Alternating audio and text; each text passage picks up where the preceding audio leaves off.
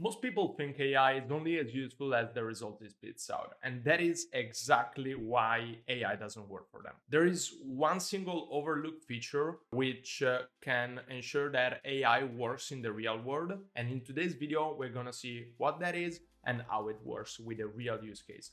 Let's go to building. The feature that we're going to talk about today is called the human in the loop, where basically you have a human in the AI flow or in the AI loop. You have AI doing a specific task, such as generating content, creating some kind of thing, and then the human acts in the last point of the loop where it reviews everything, makes sure that everything is correct, and then gives the okay to publish that. It's really important to understand human in the loop because it's important to understand what happens when you don't have human in the loop. So this is an example of a workflow without human in the loop, where you have an automation that creates content. This could be a blog post, this could be a proposal generation, whatever kind of automation. The content is immediately published or sent to a client or a prospect or whatever. And there could be a lot of problems related to that because if you don't have the perfect prompt, the perfect fine-tuned model, the perfect knowledge, this could lead to error, this could lead to low engagement, this could lead to people saying that this is completely AI generated content. So this is not actually good. Human in the loop act as a guardrail to all of this by having a system that looks more like so. You have a system that creates the draft content. A person is notified when the content is actually created. And then over here, the person is the final person who needs to do the judgment, whether that content is good or not to be actually published.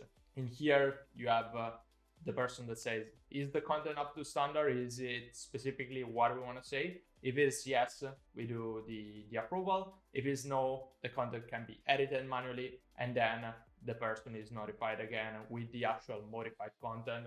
And with that modified content, you can actually proceed with the flow and create the post, add the post to social media, or whatever the case might be.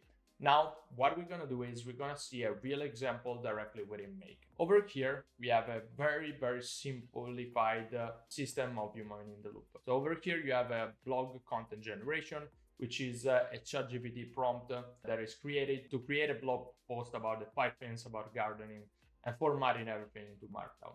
You will see in a second the reason why. Over here, you can imagine this as whatever kind of AI action you want to do. So in this case, we just do blog generation.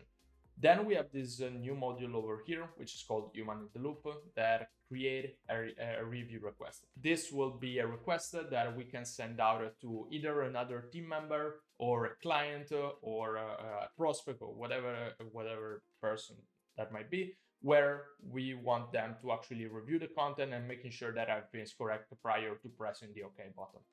So within here, what we can do is we can choose the content to review. So over here, we can add multiple elements of the content to review, and we can select the type of content to review. So as you can see here, there are multiple types such as text, HTML, Markdown, drop-down password boolean. So over here, for example, we selected Markdown because we set to format everything in Markdown.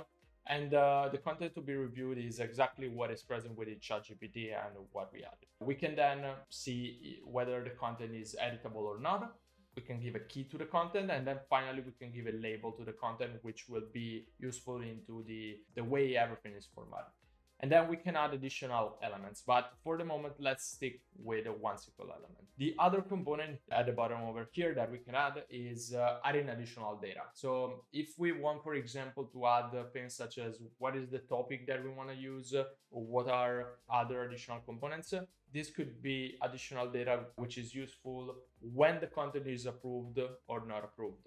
This is not viewed by the end user, but can be useful to have in the backend to store, for example, content ideas that weren't good or the prospect didn't accept or whatever kind of thing like that. If we run this, what is happening is this ChatGPT prompt will create a blog post, and then after that is finished, in a couple seconds, the human in the loop here will give back a URL. If you see this URL, keep in mind this URL can be sent out directly to a Slack message, to a Gmail, or whatever kind of way. Right now, we'll just copy this URL and paste this URL to see what is the actual format looking like. Over here, as you can see, we have review and approval request. Here we have the label, so our new blog article. And here we have the whole article down here that we can read and we can look at. Down here, what we can do is we can do the adjustment. We can either decline or approve. So for example, if we say, let's adjust the content and remove this finalized part, we can remove this part and then click on adjust. And right now this will be adjusted. And there's a second component to that within make.com, which is the actual webhook that receives the completed review. When that document is filled by the client, by the other team member or whatever, you have this final component, which is a webhook. So this only runs after that is completed. And you will have the information that is, for example, the data information. And over here, you see what is the data looking like, for example. So in this way, you can see that the last part was not present. And also here, you can see what is the original data looking like. In additional data, you can have additional key value pairs that you would like to use. This is just a small example of this. Keep in mind that there could be a lot of different ways of implementing that. You can add multiple layers of human in the loop integration. So for example, you can have a team level human integration, where for example, you create a blog post, you give that to your manager, that manager approves, and then that is sent out to the client and the client approves. So in that way, you can actually streamline the approval process by just sending out this link, and the client can either approve, modify, or decline the workflow. With that said, hope this was useful. This is a really, really powerful function when it comes to AI related workflow, because it also allows you to improve the workflows over time with the feedback that you receive. And hope this was useful. If you want to implement something like that within your business, press the first link down below so we can work together. Bye-bye.